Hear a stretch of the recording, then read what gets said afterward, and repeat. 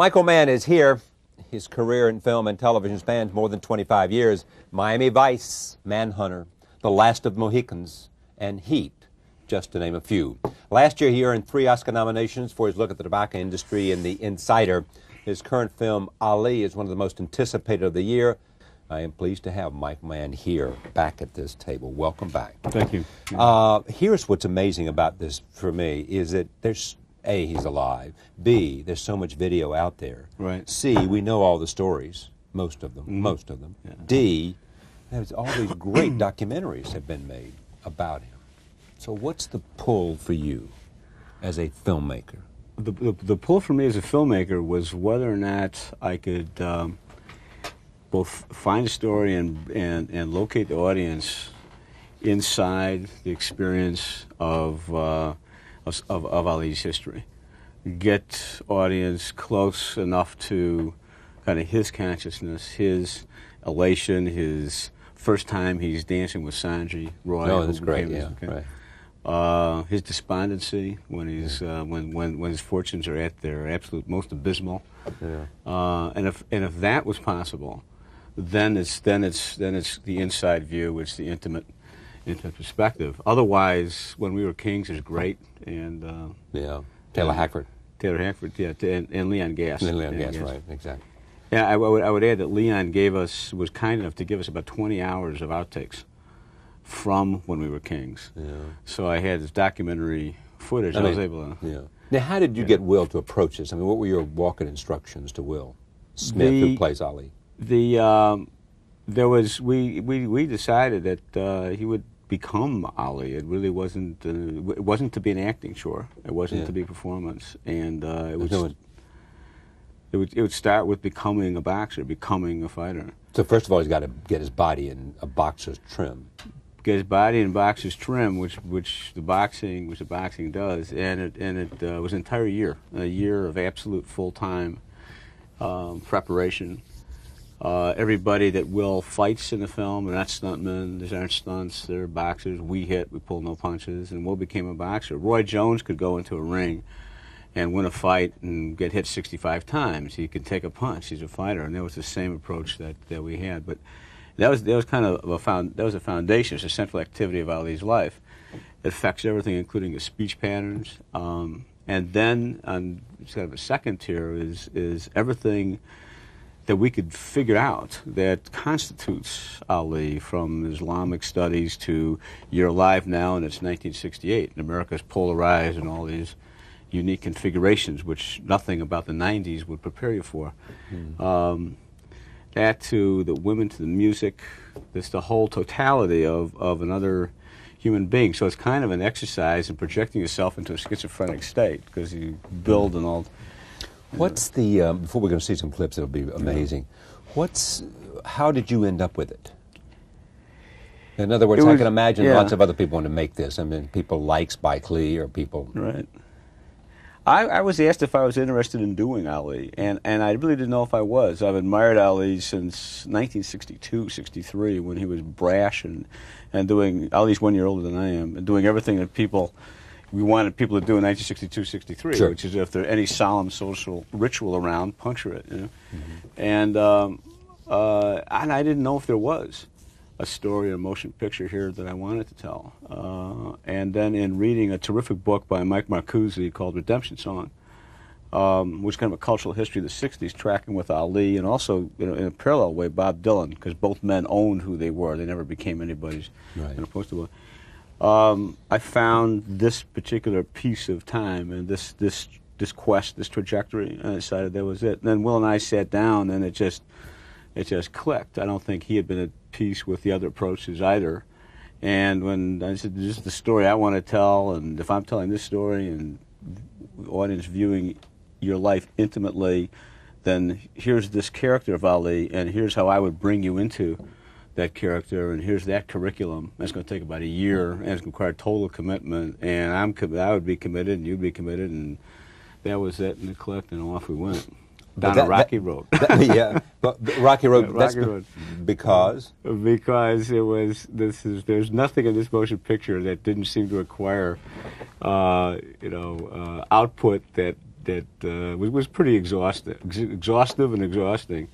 And when everything was said and done, and we had spent everything that all of us had to spend making the picture, the intimidating realization was that this is only a fraction of Muhammad Ali's life. This is only a fraction of what this guy is. So he, ironically, after spending 2 years in close proximity to Muhammad, he looms larger to me today than he did 2 years ago.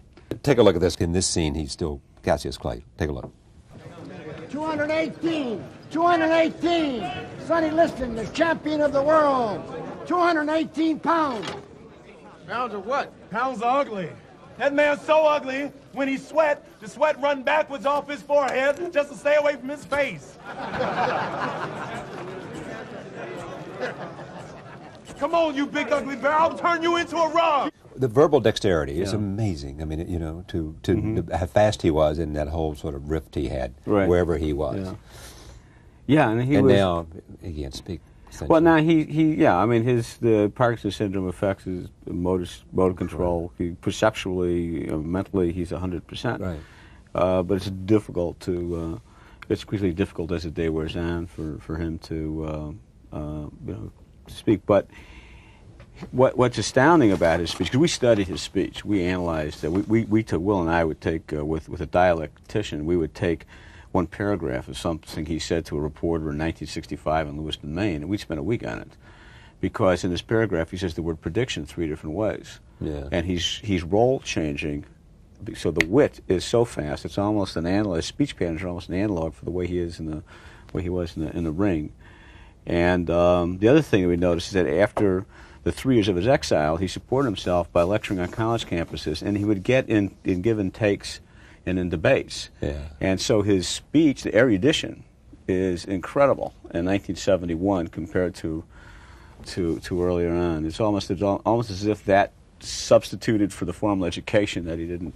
In the college tour, or just this fact that he used his brain in such an interesting way? Such an interesting way, and he would move down a course in speech, digress into I would expect the people to show up with this fight. He'd name 14 countries, 14 capital cities, and come right back to exactly the sentence he began with, and continue on. And it was almost an analog for Ali's footwork fighting Cleveland Williams. I mean, it was quite, the dexterity of it is fabulous. Let me take a look at this, and I've got some questions about Ali.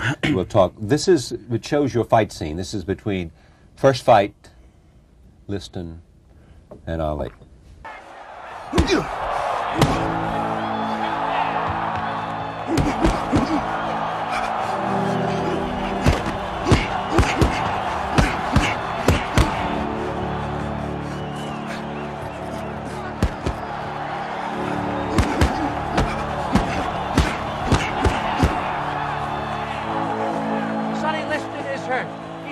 How do you explain that? Not in awe of the champion, because, you know, that happened again with Foreman too, where there was some demoralization, the kind of psyops of his fight plan.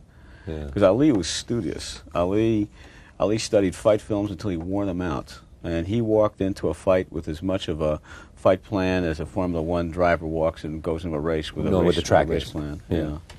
Is that right? Oh yeah, I mean he would have, and sometimes he'd have 2 scenes, walking in a fight sometimes with 2. It's like a chess master with 2 strategic openings. If he noticed that a fighter started dropping his left shoulder after the 5th round because he started to wear it down, then Ali's looking to wear that down and drag him out to the deep end of the swimming pool. In the case of George Foreman, who had never gone more than 8 rounds. Well, how's it going to be for George in round 9? How about round 10? Roll tape. I want you to see this because this shows him. John Voight gives a wonderful performance, I think, as Howard Cosell, and here he is playing Howard Cosell interviewing Muhammad Ali. I apologize to you. You sure make a lot of mistakes for a so-called educated man. You really went to law school? Yes, Muhammad, and to think I gave up a lucrative practice for the likes of you. I'm the best thing ever happened to you, Cosell. Without me, you'd be a tall white man with a microphone in his mouth. And without me, you'd be a mouth. Wow.